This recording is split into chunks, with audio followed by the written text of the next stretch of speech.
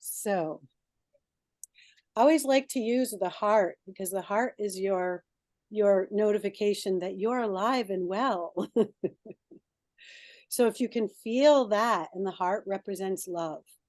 And my belief is that's all that we're supposed to be.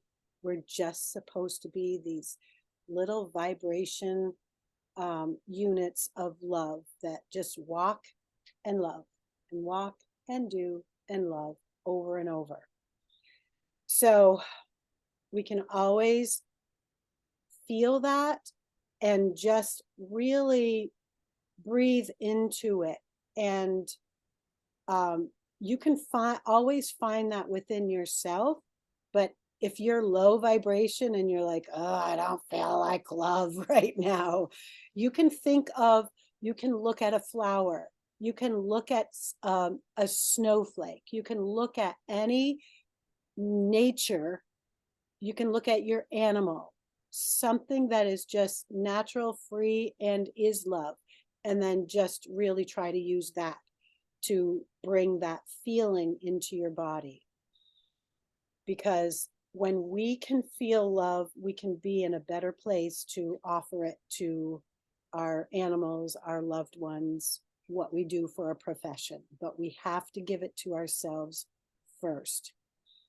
When we're flying and they're giving the announcement, you have to give oxygen to yourself first. So let's feel that vibration of love from our heart or from something in nature, and you can just go, yes, that is perfection, that is love, that is love. And breathe. And if you have a beautiful child on your lap, you can teach her. And I'm sorry, I've been on a in a blur. Boy, girl, name's gone. It's okay. Teach that little one to breathe. We can teach our children the tools that we're learning. Elowen. LON. I knew, Michelle, you would be there for me. Thank you. LON, LON. Don't touch my nose. There. Now we can all look at LON and say, that is perfect love. That is perfect beauty. LON's having a little separate. She's rubbing her, right? Her eye. She missed us. I want to see, the right eye can be, I want to see. So she had a little rub. So I'm going to make up a fun story. All right. We're feeling love for Elowen and all of us equally because we are all just here to raise the vibration.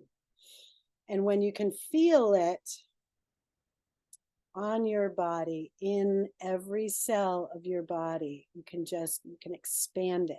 Pretend you have a big set of wings and just expand it right across. And I know I haven't stretched in a couple days, so I need to stretch out.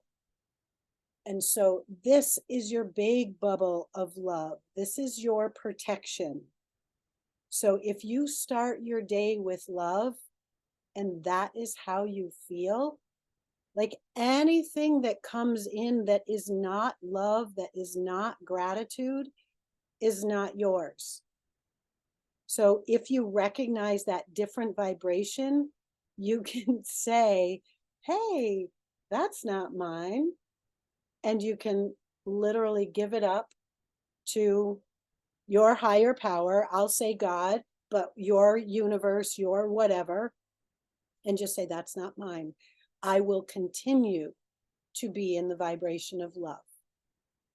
Ultimately, that's our goal. Do we always succeed? No, because we're human, but we can just keep practicing. So, this wingspan is your bubble of love and gratitude and peace and courageousness and warriorness, not warriorness, warriorness. And that's how you set the stage. And when you have your bubble, you can fill your house with that. it can expand through your house. Then you just like a ripple on the water.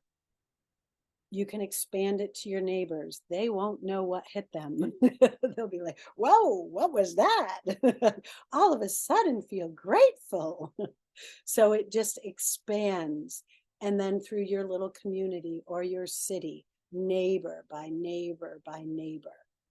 And at some point, we're going, our bubbles, our love vibration is bouncing and rippling off each other's. So that just expands it and expands it. That's our goal. And that is, we could do that if everybody did that, like in the start of their day. And I don't. Sometimes I'm just like, what do I need to do? And get going. But if we took 1 minute, 3 minutes, even 5 minutes, even set a timer, this is what I'm going to do for the first 5 minutes.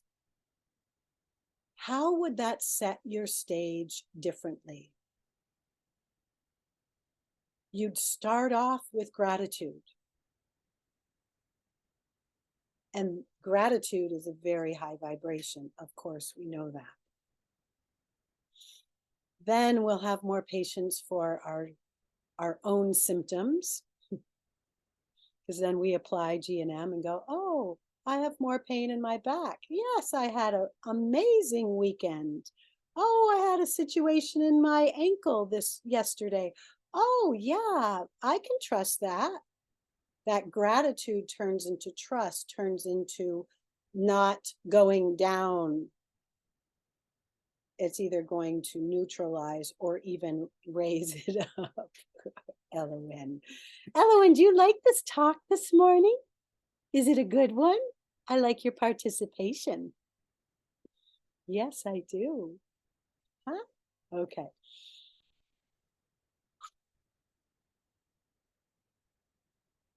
So I'm going to not talk for a minute. I'm just going to hold that vibration.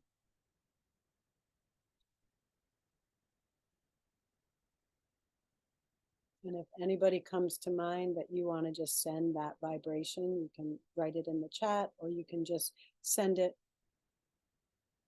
If there's a part of your body that is not that vibration, we can send it.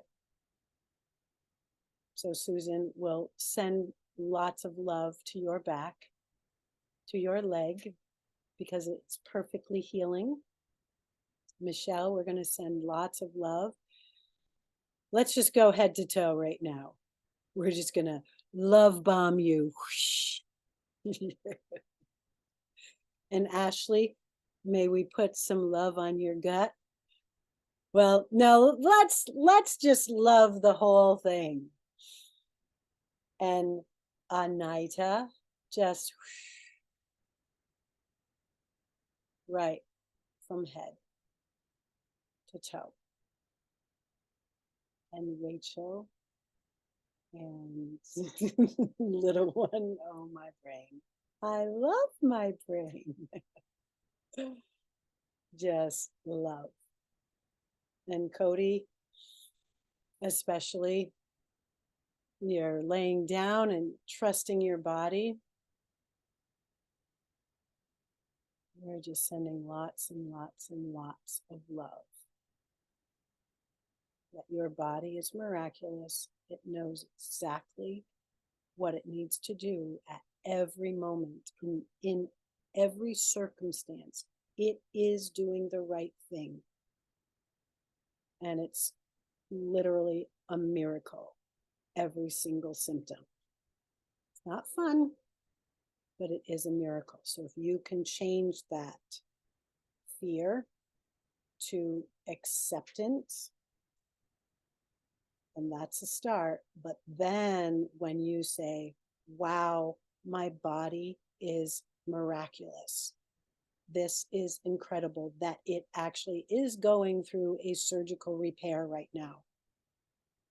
And I'm saving tens of thousands of dollars, if not my life. Like that is the vibration of gratitude, love, miracle. So you have that, just like the Wizard of Oz. She had the shoes. She didn't need the shoes. She had it the whole time. We have it.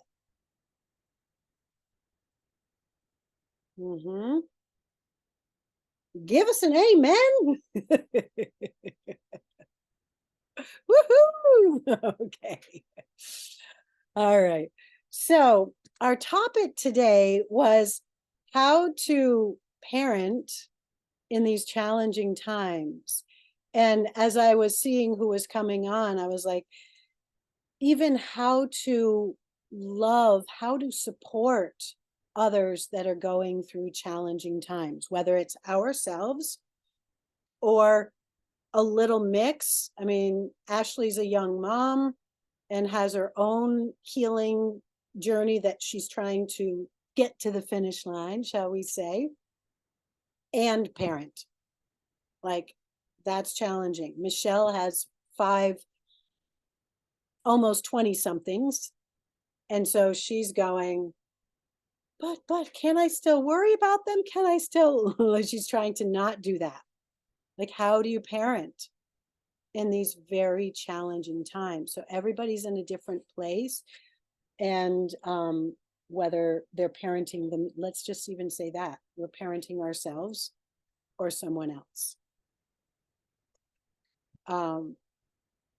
So as I sent some invitations to this, I got one response from my good friend Alicia, who couldn't be on the call. So I actually want to start by reading that. So this is what she is a mom of 1, 2, 3, 4 kids. I wish I would have come to the understanding sooner that their struggles, their challenges are for their highest good. I have no need to intervene, solve, or come up with a solution. They are uniquely wired to endure, overcome, and solve their issues to enable them to persevere in the future. Surrender. And then she followed up with, being a compassionate ear is the greatest gift we can give them. My thoughts for the day. And she is a teacher of the deaf and is this magnificent soul that just, we've been friends for years. So that was from Alicia with just a little insight of how to parent. Susan, I know you have an adult daughter. I don't know about you, Naita. I want to read your name phonetically. So does I'll open up for people's pieces of wisdom or questions, however it rolls. We trust the process. Okay, I can start. Yeah. I have 2 grown children. My daughter is 22 and my son Nicholas is 28. And I can relate to what your friend said, but it's not so easy to do, at least not for me. I think that it's when they go through their difficulties, and my daughter in particular has gone through a lot. She was diagnosed with type 1 diabetes when she was 7, and then dealt with epilepsy starting when she was 15. And she went through a very difficult period with her epilepsy where she had seizure after seizure after seizure and was not controlled by any of her meds. So we're in a much better place now, thank God. And I think during those times, I would say it is very difficult to trust and believe that everything will turn out okay. But looking back, I can say that in fact it did. You know, she's 22 now. She's going to be starting as a nurse in a couple of weeks. And in many ways, her trials and tribulations of health have actually been what led her to choose the career of nursing. She went to all through high school, she would say, I hate math, I hate science, and she was going to be a communications major. We even applied in her junior year to all colleges for a communications major. And that year, between her junior and senior year, was the first time that she was a counselor at the diabetes camp that she'd been going to since she was a child. And that became a life-changing experience for her. And after 2 weeks, she came home and surprised my husband and me and said, I'm going to be a nurse. And we're like, what? But that's exactly what she did. And, you know, I can say that last couple of weeks was a really proud moment for me, for her. So she's been advocating a lot for diabetes for the last couple of years, especially because, you know, now with all the pumps and the constant glucose monitors, there's this stigma around their different devices showing, and she's been a proponent of, you know, making it feel okay. And recently she was invited by Dexcom to be part of their See Diabetes campaign that they did for Diabetes Month, and was also invited on November 14th to ring the bell at the NASDAQ. So it was a really cool moment to watch her shine and, you know, be on the Jumbotron in Times Square. It was like an amazing moment to see your child's face up there. But I think what I would say is the hard part is to trust that everything will be okay when they are struggling, or even when I myself am struggling. I've been going through some health issues myself, fairly serious, which have led me to find GNM. And it's new and it's scary.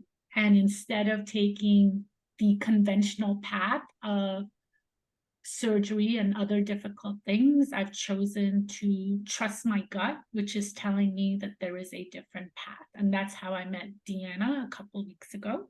And I'm really grateful that I have some support and a group of people who maybe are experiencing some of the similar emotions. Because I would say for me right now, the feeling of being isolated and alone is probably what I am struggling with the most. Okay, and I'll stop talking now. You hit on so many of my ultimate goals of this. So I'm not going to give commentary. I just want to listen for a little bit. Anybody want to share any piece of that validates something they're feeling, or anything, or share their own story with their own challenges or accomplishments? I can go. Yes. Anita, I loved what you said, especially the ending when you said, you know, you're feeling isolated and lonely. I can definitely relate to that because there's not a lot of people that know about GNM yet. And so it is really nice to have a community here where other people, you know, that know GNM, we can talk about it and we can build each other up. Because I know it can get very lonely when, like, especially even your closest family members don't know it or even agree with it. And you know, this is a way that I want to parent my 3-year-old. I have a 3-year-old little boy, and so I am trying to be really mindful of how I, you know, talk with him and how we live our lives. I mean, I know that raising a child perfectly does not exist. I'm gonna make mistakes. I am. But you know, I pray, you know, I ask God to help me every day, to help me parent Judd, and just continuously be mindful of like how I'm talking to him. I think I have a really good example of that. I was really thankful for Deanna actually pointing out one time I was on a call with her and I introduced her to Judd and she was like, hey, I'm just gonna let you know, you kind of mentioned that he was shy. Like I said, Judd's really shy. And, you know, I said that in front of him. And it's like, that was like a good little lesson for me to learn. Like anything I say about him or in front of him, he's in another room right now, so he can't hear me. That um, like that can affect him and like, put like, make him, I don't know how to describe it, but y'all know what I'm talking about. Like, More aware, you know, more aware. You're basically yeah, saying he is shy, so he will be shy. yeah, Just kind of yeah, drills the nail, drills the drill in deeper and deeper, or the screw. yeah, yeah, yeah. So anyway, I've just been kind of working on stuff like that and would love to even hear some more stories about things like that today if we get into that. Like how to talk with our kids or like how to, I don't know, like I guess do G&M with them, but yeah, I don't know. That's where I'm at. Okay. What comes to mind right now, and I want to say it because it was one of my goals, is when we have a child, and it's funny, we want to protect them from shocks. That's our first reaction, is we don't want to be the shocker to our children. But then there's life. Our goal, and so I've had 10 years to like start to really, number one, understand my body and then integrate into my family and integrate into the world. So when we know that unexpected shocks start these processes that are not disease processes, but they land with symptoms that are not fun for our children, and we know that, ooh, when I forced my child into the car because we had to go see relatives or whatever, that caused the vomiting and diarrhea. It's like, but sometimes we kind of have to do things. We have to live, and we have commitments, and we have these things. So it's not easy, because sometimes we have to play a tough role that can be shocking for a baby all of a sudden.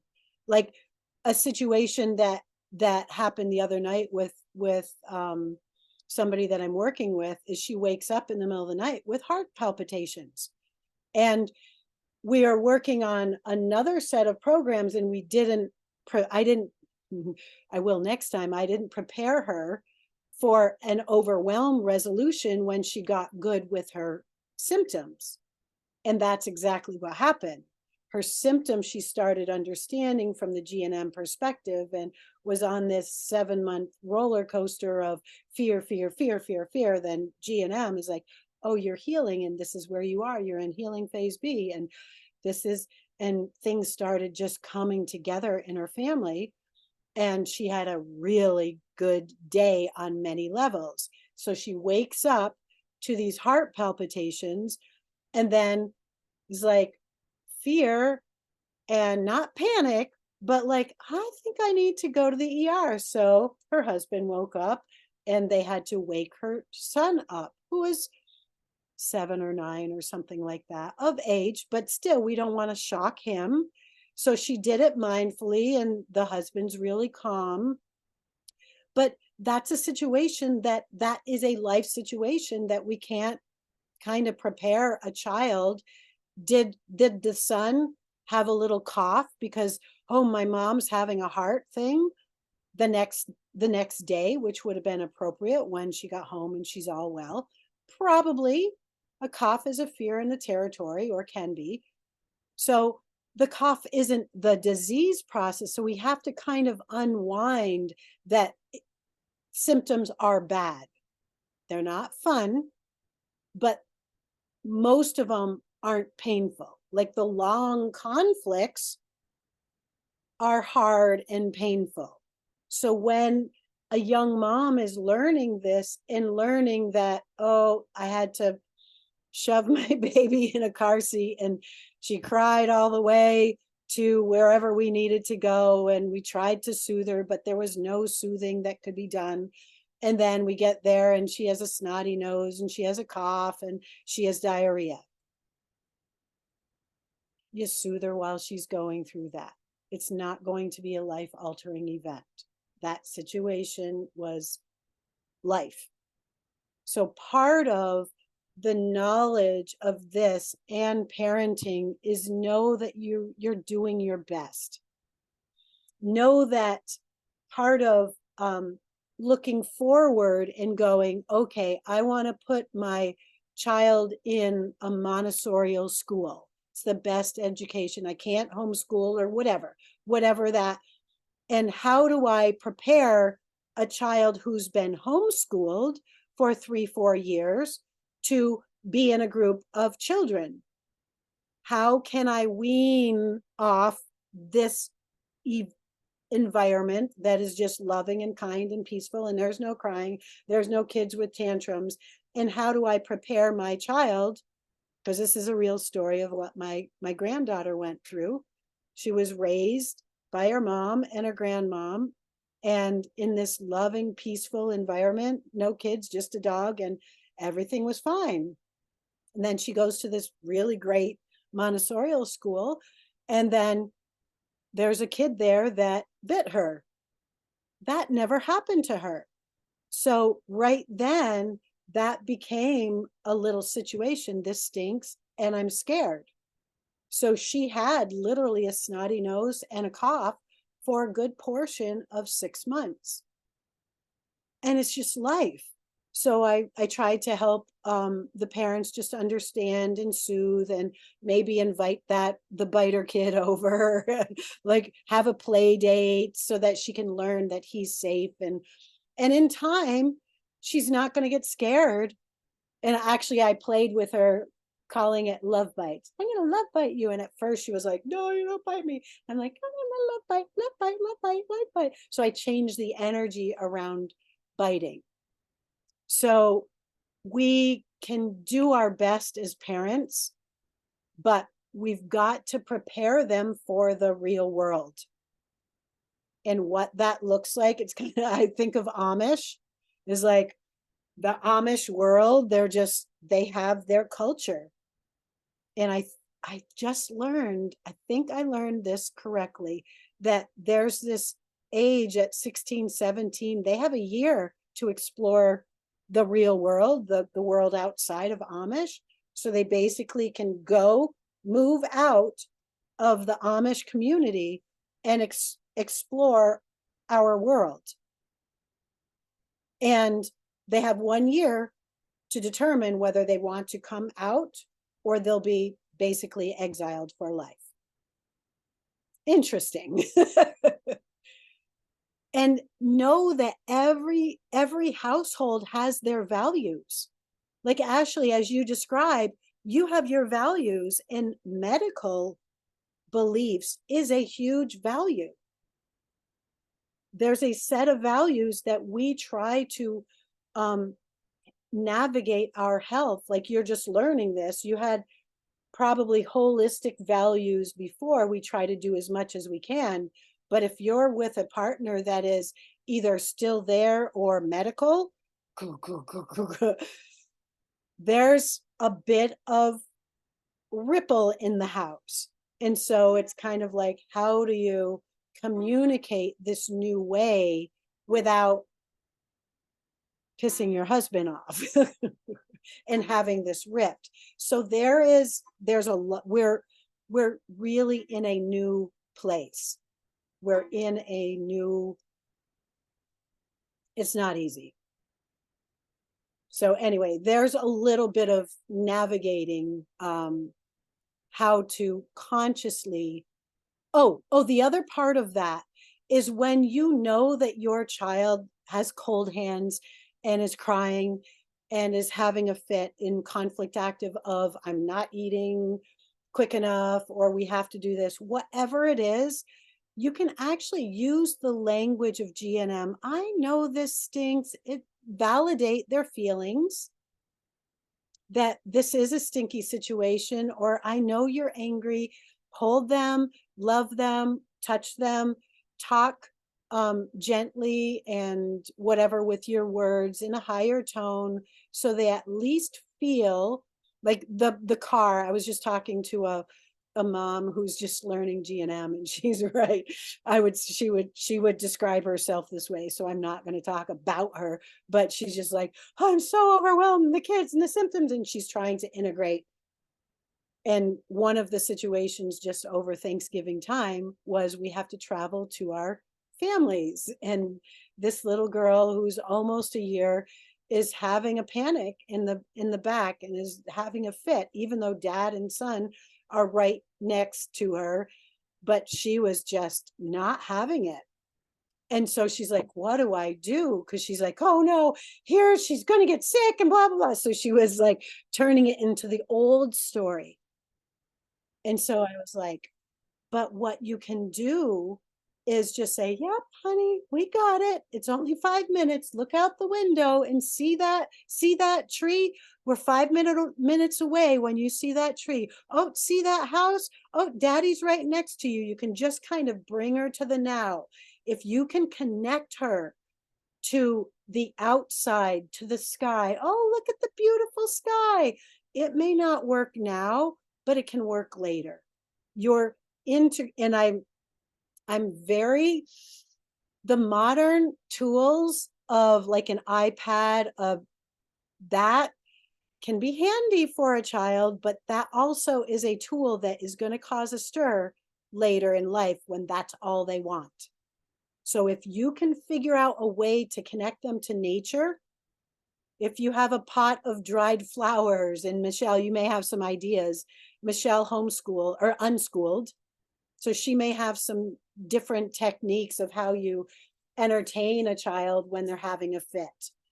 But to me, if you can integrate nature or something tactile or something like a bucket of tools that you can get a child focused on while they're having the fit.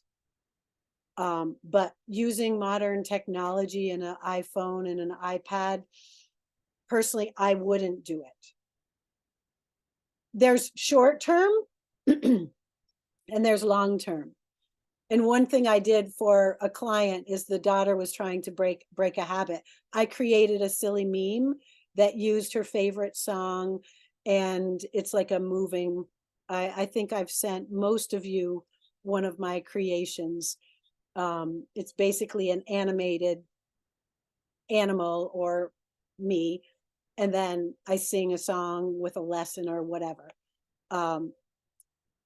So it's like short term, long term. Short term is get them calm, downgrade so that they don't have as much adaptation in that stress phase. And then long term is get them to have their own tools. Breath, looking at nature, just like how we just started. So any little combination per the situation, because all kinds of situations can be different. It's like, I got my toolbox, but I can't do it right now. So I use the voice. Sing a song, it's gonna be all right. Actually, I have a great song to share right now as we take a break. As I was asking for, what's our direction today? So this is, so you can see this.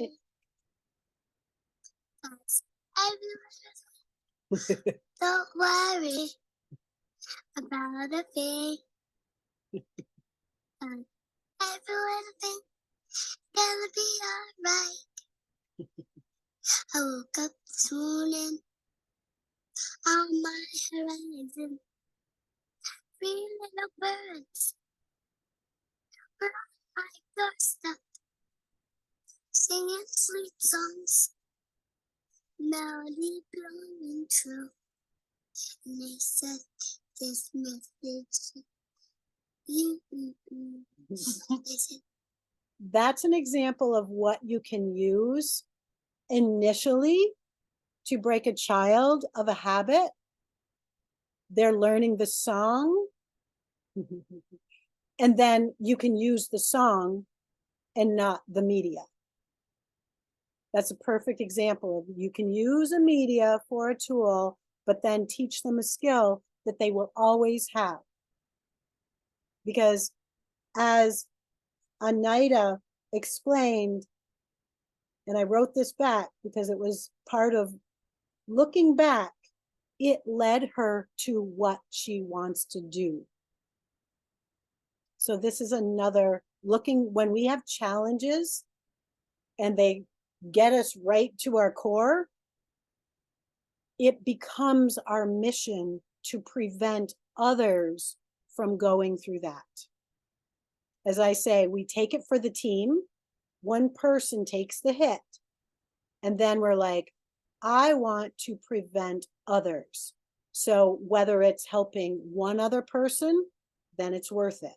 If we help 10 other people, then it's 10 times worth it. If we help 100 people, but somebody that has a challenge as a 7-year-old, as a 12-year-old, and then says, I want to be a nurse and help thousands, if not millions, over their time.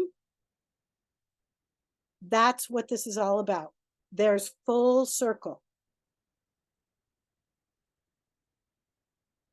Because I know I lived in it wasn't terribly unhealthy, but there was bullying in my family.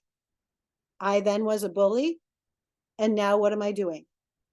I'm teaching peace. I'm teaching love. I'm teaching get on your mission. I'm teaching understand your children, understand why they're aggressive, and give them tools so that they don't have to be aggressive. Full circle. Have I helped 100 people so far? Yes. Closing in probably 1,000 that I know of. And this is not about me. This is actually you all have. I know Susan, how many children? You probably have a core story. You probably lost count around 1,000 kids that you have helped. Yeah. So, and some people are still trying to figure out what their mission is. Hi, baby. Time out for cuteness. Don't worry about a thing. Oh, yeah. Every little thing. It's gonna be all right. Right? It is. It's going to be all right. Yay! Oh, she's so beautiful. Upstaged by a baby. Okay, so there are a lot of little pieces there. Michelle, please share with us your wisdom. Oh, well, I have 5 children, ages 19 through 26, and we have lived an unschooling lifestyle for most of it. So my children never went to school, and we did not do any schooling.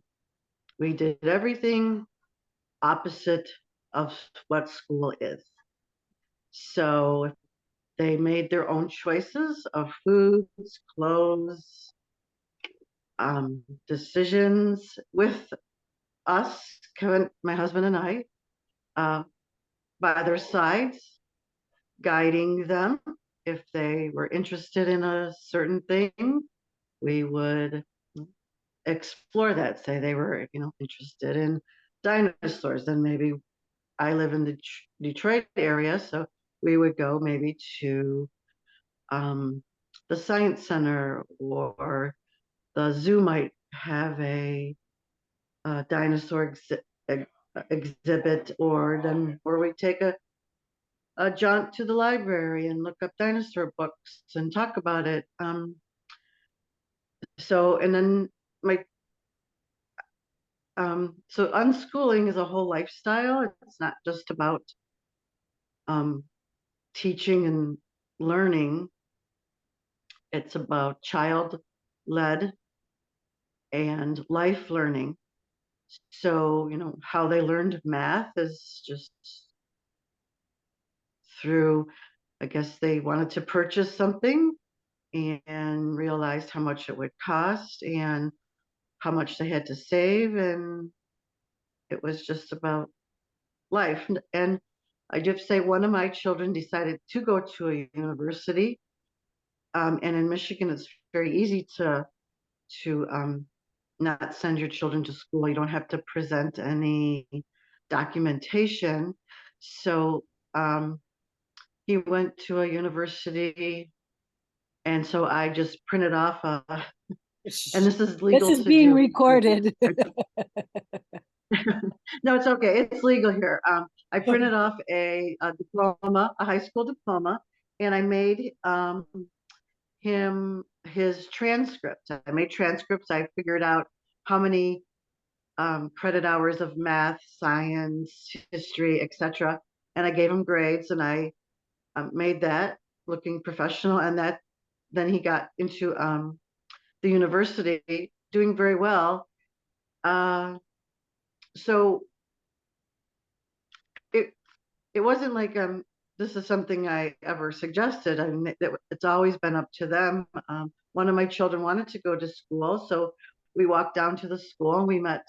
I think she was 5 years old, my daughter at the time. So I have 4 boys and 1 girl, and my daughter's name is Hope, and she wanted to go to school. So we have a school down at the end of the block. We walked down there, and we met the principal and the teachers, and I was just really just overwhelmed, and just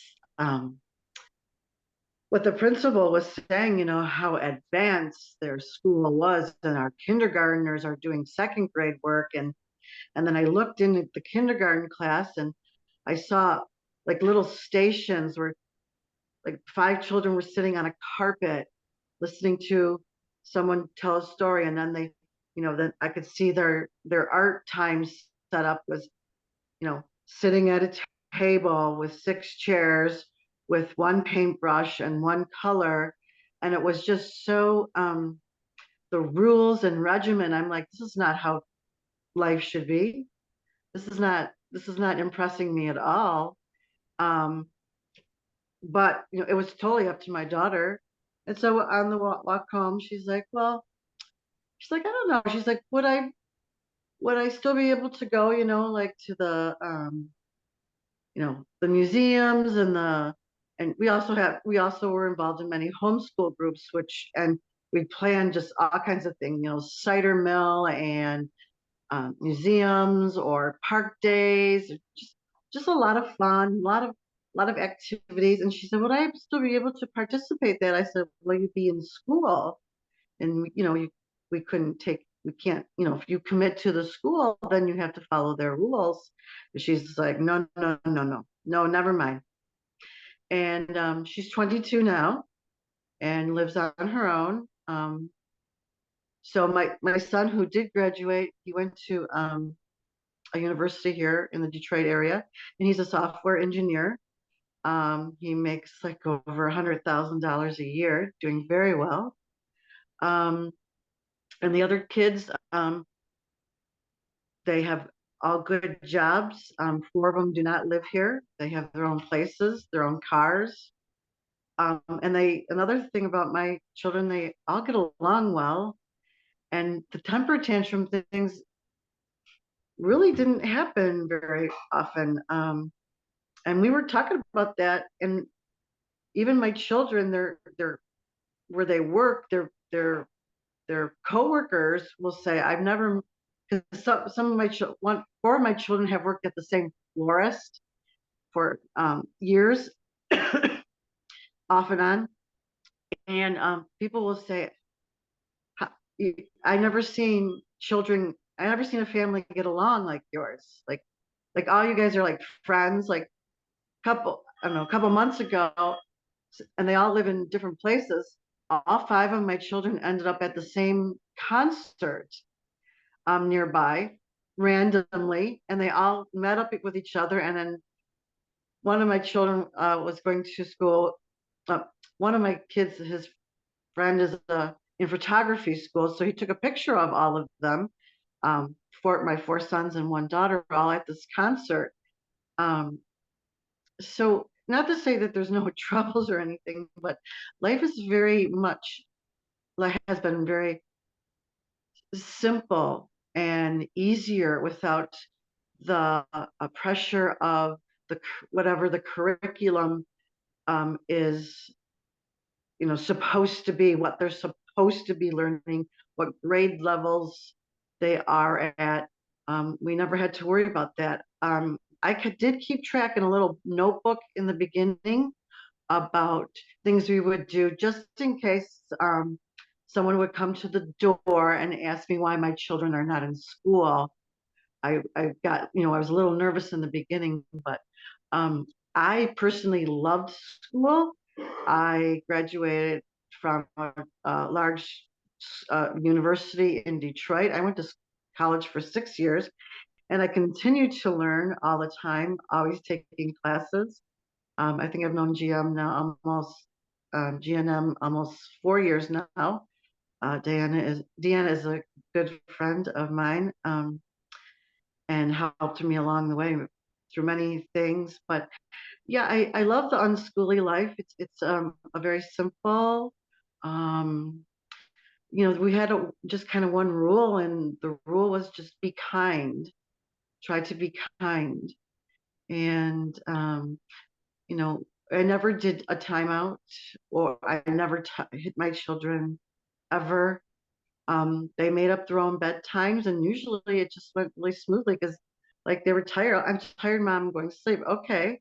Or my daughter would eat whipped cream every day for breakfast for, I don't know, 6 months before she decided it was hurt her belly. So, and one of my sons, he wore pajama pants till he was 12 years old, and if we went to family gatherings, and he had pajama pants on, well, that was his choice, and that's his journey. And they are people. They are people too. So I never wanted to. I just believe our educational system squashes the creativity and individuality of people, and children are people too. And I guess if anyone, that's what I put into Joyfully Rejoicing. Is Joyce Federal is old time. Her children are probably in their 40s now, but she created a beautiful website and talks about like temper tantrums and eating and foods. That's why I offered it up to Ashley and anyone else who wants to go to it. It's a really beautiful site of raising children in a beautiful, loving, respectful way. So I'll conclude with that. I'm glad you shared the whipped cream story. And the other story I remember you telling me, and is probably from your computer wizard, is that he was like on the computer all day and all Oh night. yes. So we never limited computer time. I think so. My son was 4 years old when we got our first computer. It was one of those big old giant gateway computers, and we would put the CD-ROM in, and in like 3-4 hours, he'd be like, "Okay, Mom, I completed that." I'd be like, what?" He like, "Yeah, I'm all done. I completed went all the way through the whole thing." I'm like, "Well, okay, I guess I'll find you more stuff to do." And that's the one who is the software engineer now. Right. And if he would have went to school, he would have been diagnosed with ADHD. He had a very difficult time in college, but he did it. Even though he had to read sometimes a paragraph 7 times, he really worked hard. He had a goal in mind that he wanted to work a 9-to-5 job, have nights off, weekends off, and make really good money. And he researched it, and he accomplished this goal with little to no help from my husband or I. He figured it all out. Yes, he was a computer, and like gadgets and gaming, and that is the way. That is the future. It's here now, and it will be the way of the future. So, of course, and we've done board games. We've had family night. When we have birthdays, they all come over and they get along really well, like I said. And I really never had I mean, we've had a couple of issues, but discipline has not been an issue. Yeah. Yeah. Yeah. And then as they're growing up, they're continuing to make decisions that are different than your values.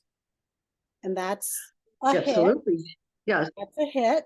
Yeah. Or that's Yeah. been a So the last big- the last 4 years of this corona whatever what is it called, I have no COVID.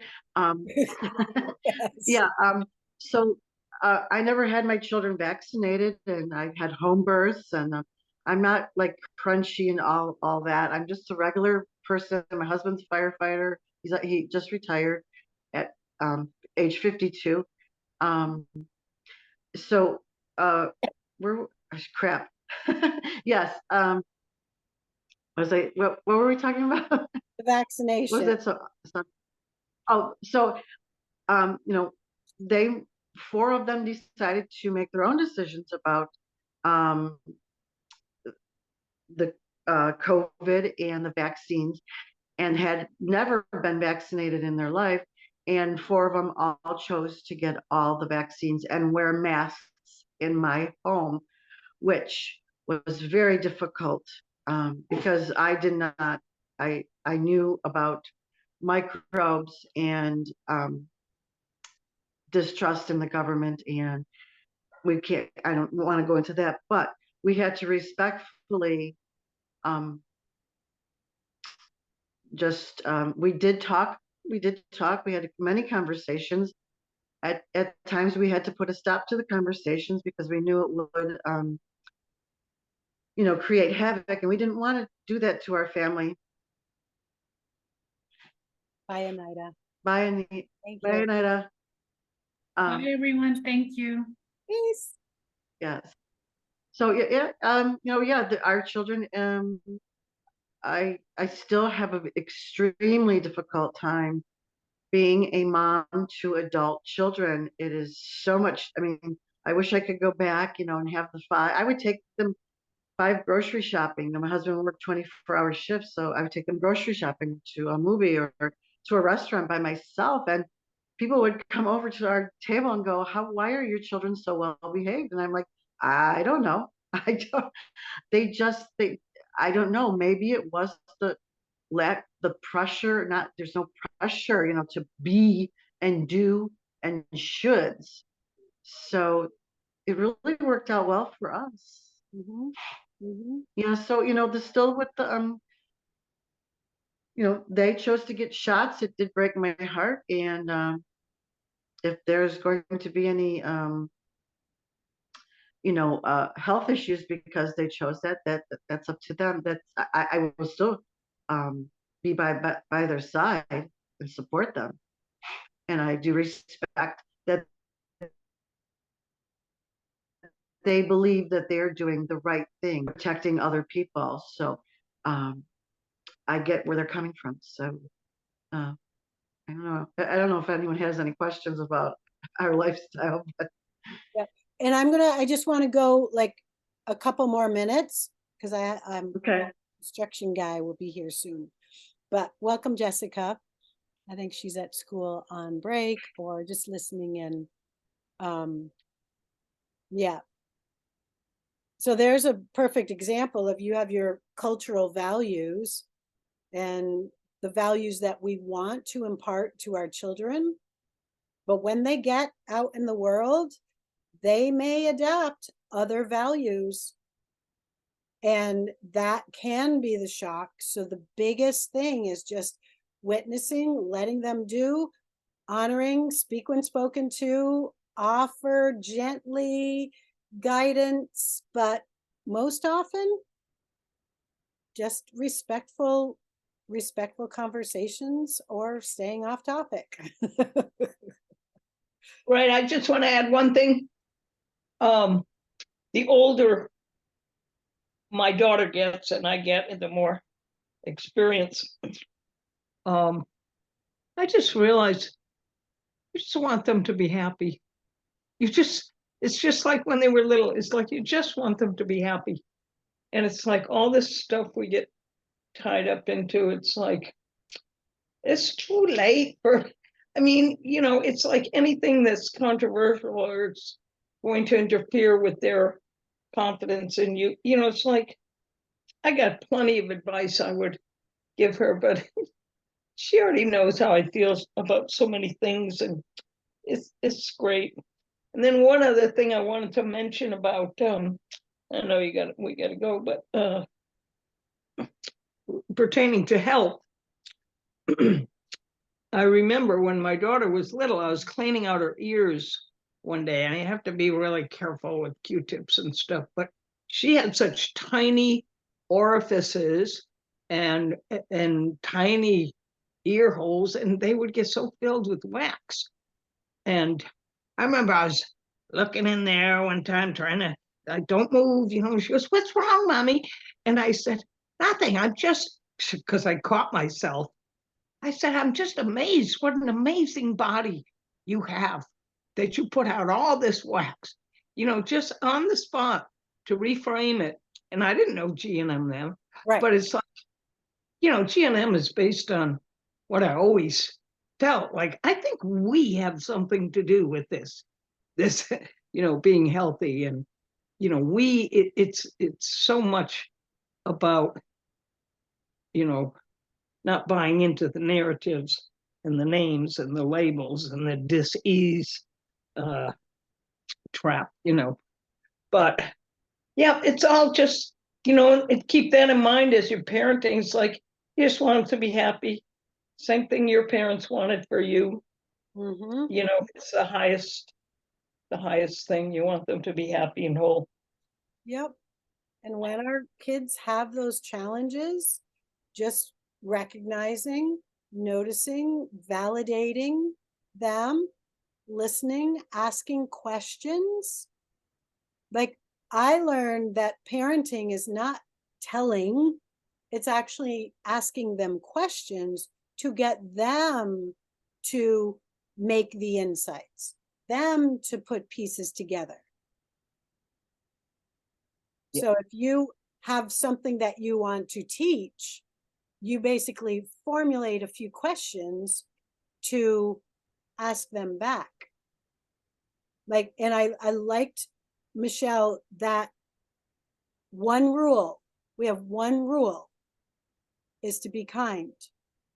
So if your child's doing something and you want to redirect, my line of question, it would be, are you following the rule? Hey, Judd,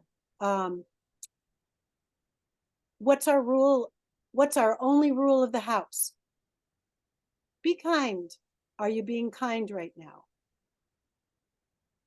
How would you handle, Michelle, if somebody was breaking something? Well, they wouldn't do it because would they?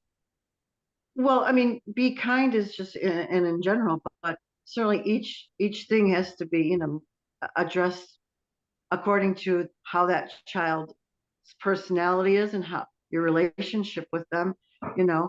We would we would kindly sit down and talk. Hey, hey, what's going on? Why did you feel the need to break that? And oh, I'm just so angry. What are you angry about? And you continue the questioning in a not like an inquisition, Right. but but in a loving, guiding way, because obviously there's something going on with them that they can't figure out, and they got frustrated enough to break something. So there's something there that needs to be talked about, and no, You're losing your cookies. You're not are getting you dessert. Right. Yeah, and then we always, and I did this on Thanksgiving.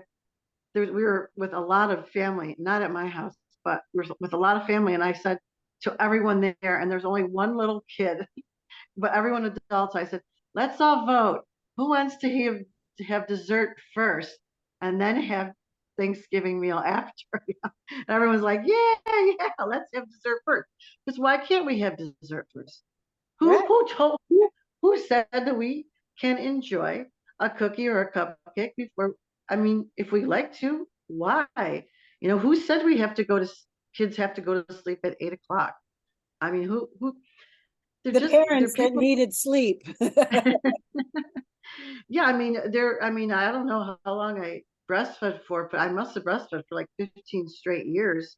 And there was days I'd just be like please, God, just give me 2 hours in a row, please. You know, but I miss those days. I would love to have them back in a minute, but it's new chapter time. It's time for Michelle to figure out Now what I what? what I want to do. Yes. Okay. No, and so each of you have your own little journey, and you're realizing that there's other people that have been through your journeys. So this is a way to connect. So if Ashley, you're like, ooh, I kind of like that unschooling, that might be pushing. But if there's aspects in that that you want to start with Judd, that's 3, then reach out to Michelle and start a little conversation. And Jessica, I know, has couple teenage girls at home, so that's fun. Hello, Jess. There's no drama in your house, is there? So yeah, we're all in different places. You need this prompt. She wants, there we go.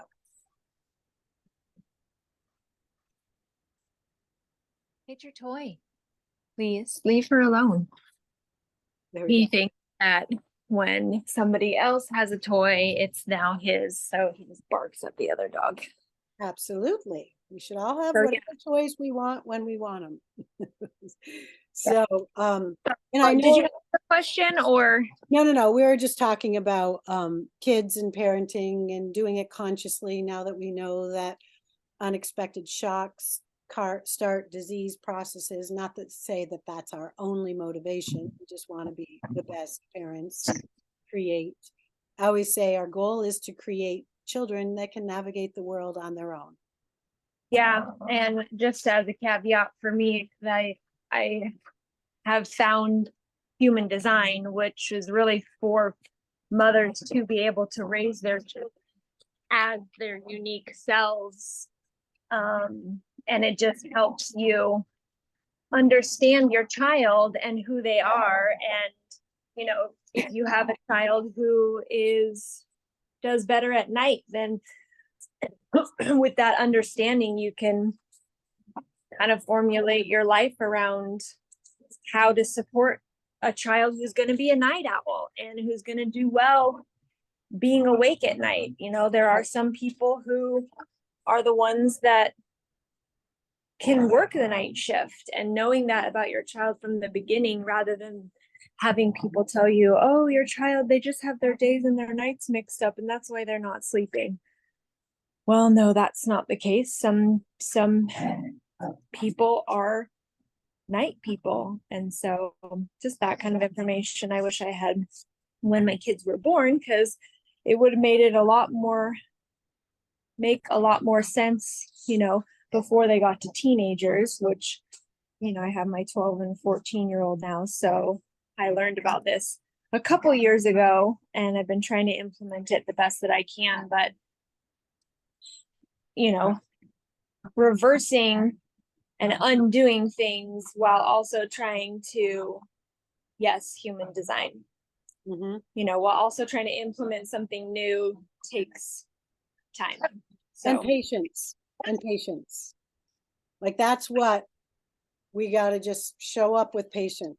Is we want the change now, but there's a process of weaning from the old way to the new way. So it just takes a little bit of creativity. So, okay, I want to see something. I want to go off on this picture that I hope, yes, it uploaded. Okay, so here is not, oh, I can't show that picture. Wait, did it? Hopefully it didn't share yet. Let's see. All right, share screen. This is a little turtle, and he's carrying a scented what are those called? Scented things. Incense. So many people are warriors. This is the warrior. A turtle, and I'm just thinking of the ironicness. A turtle is slow and steady, but has this hard shell because of being attacked and pecked and blah, blah, blah, blah, blah. But he's just slow and steady, holding this sword. So all your warriors out here, you can turn into the warrior, the hard-shelled turtle that's soft and easy. But did you know that they can run also really fast? Turtles run really fast. I've been thrown off. I'm like, where'd that turtle go? And it's just gone. I thought it was God, but it was just. Especially snapping turtles. The Yeah. big, or the big ones, yeah. Yeah, I've been thrown the away. tortoises. The tortoise is quite a unique little adaptation. Like that is adaptation at its finest. I'm slow, but I can go fast. I'm hard shelled, but I'm all soft and mushy. My head can go in, it can come out. Like how incredible. So be the warriors. Change that O to an A. And the other song I'm going to go off on is this next one. This is kind of a funny reggae myelitis. And you can I'm going to just let it play as you guys sign off, but you can listen or listen to it after. And whatever you do today, do something that ups your vibe. Thank you. And I will record this and upload it. And the Okay. work will be. Thanks.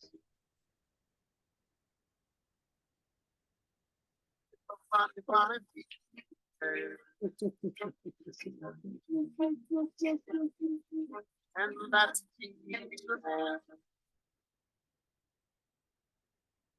what's the north was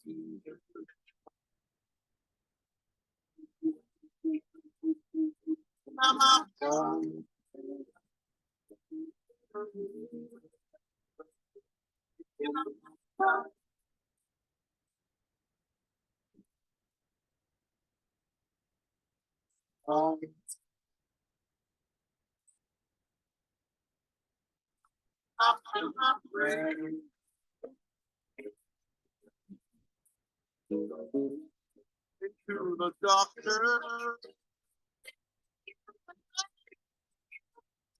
to check out what's matter. I went to the doctor to find out the matter. Doctor said, son, you have a ring in my life. What? Doctor said, son, you have a ring in my life. Oh, look at that.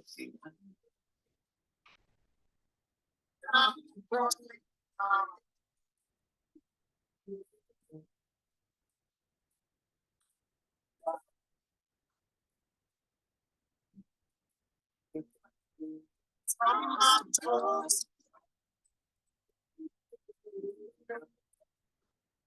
up to my breath.